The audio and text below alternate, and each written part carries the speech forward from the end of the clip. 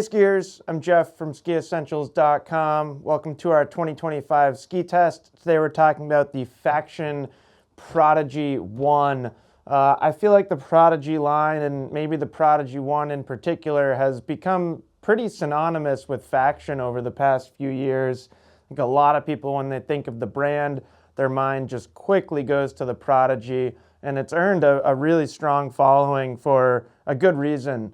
It is a twin tip, but it's a directional twin tip through and through, kind of meshing the worlds of all mountain skiing and park skiing. So if you're looking for a ski that is perfectly capable in the park, but can also perform really well around the rest of the mountain, the Prodigy line is a great place to look.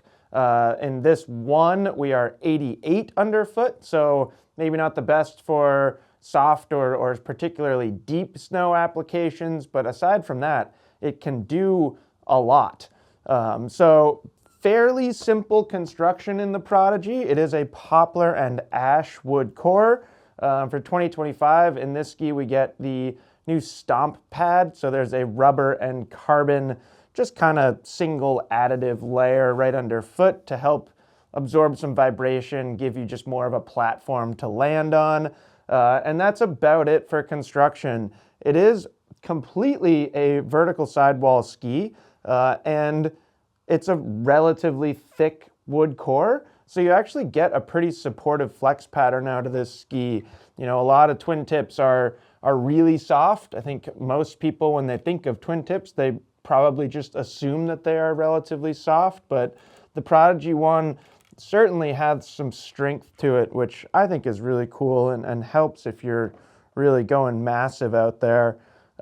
This is a 178 centimeter length coming in at 1900 grams, so not the lightest ski in the world, nor is it the heaviest ski in the world, but similar to that flex pattern, I would say, you know, if it leans towards the stiffer side of the spectrum, it also leans towards the heavier side of the spectrum, but that is not necessarily a bad thing. It just means you're getting a little bit more oomph, a little bit more stability.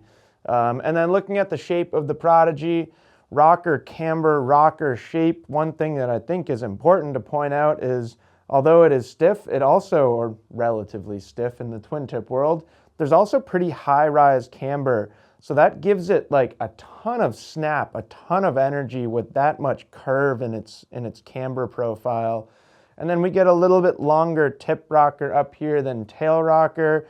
They give you 3 different mount point lines. You get classic, progressive, and new school. So new school is the furthest forward, but certainly nothing wrong with mounting this at more of a traditional mount point and benefiting from that kind of asymmetrical rocker profile. If you want it to be the most balanced in the park, I would definitely go all the way up there to new school.